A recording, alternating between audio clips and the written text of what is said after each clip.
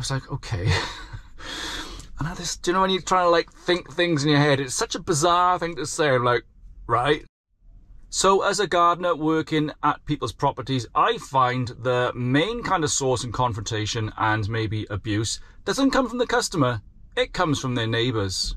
Alright then, welcome back and thanks for checking in. Now I just wanted to run over with you the craziest complaint I've got from a customer's neighbour. We always get it. It doesn't matter what you're doing, whether you're a gardener like myself or you're a builder or whatever you're doing on people's properties. The neighbours are always ones you've got to kind of keep happy as much as the customer, because let me tell you, they'll find an excuse to have a go at you for everything. Where you park, how you park, what you're doing, when you're doing it, what tools you're using, everything. Deliveries for materials, the whole kind of scenario, everything associated with your job, you can often get complaints from neighbours. And let's face it, if you're here in the UK, you've got a house you're working on, you've got two sets of neighbours. You might have another neighbour at the back. All the neighbours around you, and they're all prepared to have a go. And more importantly, tell you what they want doing to that property's garden. Now, the craziest one that I've ever had was maybe a couple of years ago. And if you keep listening to the end of the video, I will tell you what we nicknamed this guy. And he's forever going to be known as this name. It's a good one. But the scenario is, okay, we're tidying a garden. Lovely customer, her husband had got poorly and he hadn't kind of managed to look after the garden for a whole season. We came in, just cut the shrubs back, cut the lawn. You get the idea. Just get it back to some sort of normality there for them so it's tidy. We were cutting the back garden, getting it all done, and we noticed that the neighbour was coming along and having a good old look. And I don't mean looking by out of the window and just having a quick peer through the curtains or just a glance as he's walking down the shed. No, he'd come down, he'd get his hands on the fence, pull up, and get his head over for a good couple of minutes, just staring. Now, I did stop at one point and walk towards him, and I thought, oh, he's not actually stopping to talk to me, he's just staring. So just let him carry on.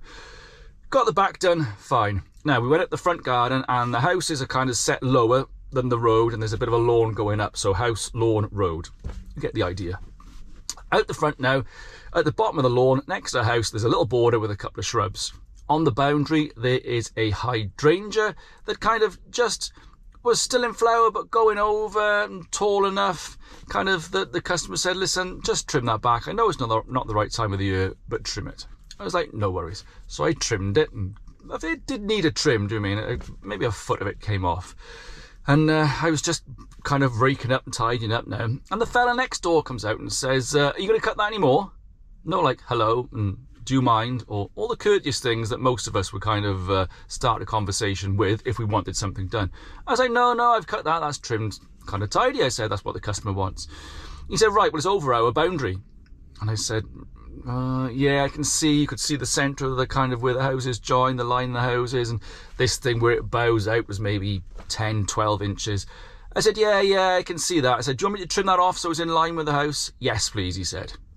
Trim it off. Yeah, made it all look tidy enough. Anyway, again then, raking up, thought that was the end of it. And then the wife come out. When the wife comes out, you know you're in serious trouble, because let's face it, most of us, kind of the wife has a go and we'll say, oh yeah, go and have a word, out you go. When the wife comes out, you know you're in trouble. All right, so she storms out, followed by this fella. They both looked really upset. They both looked like I've just done something absolutely awful to them or their families, which I hadn't done anything at all, really. Are you cutting that any lower? I said, no. I said, I've cut it down to what the customer wants. I've also now cut it in line with the boundary so it's not overhanging. She said, we want it lower. And I said, well, I can't kind of help that really, because that's what the customer wants. This went on a little bit. I want it lower. And I said, well, Jimmy, maybe we should kind of go and speak to the customer. At this point, the customer had come out. Now, I think this shrub had been like a bit of a grievance between them for a while, and it just all happened to escalate while I was there because they thought, oh, right, we'll get it cut. Anyway, the next bit really blew my mind, all right? I was like, well, it's tidy. Do you mean it doesn't need cutting anymore? And the customer was getting kind of visibly upset. She's got a thing going on with her husband. She didn't want it. So I was like, why do you want it cut lower? You ready? She said, right, when we're in our living room watching the telly, and if it's windy outside, we can see this shrub blowing either side of the telly. And I was like, what? You can see the shrub blowing through the window while you're trying to watch a telly. I was like, okay. And I just, do you know when you're trying to like think things in your head? It's such a bizarre thing to say. I'm like, right. And I said, you must get things, I said, kind of all the time happening outside. Like, you'd have people walking up and down, or what about the road? It's cars. How does that annoy you? What do you want me to do about that? I said, is it really such an issue? And she kept going on and on about this thing waving. She could see it when she's watching telly. And I'm like, oh my God, I've never just kind of heard such a stupid kind of request in my entire life.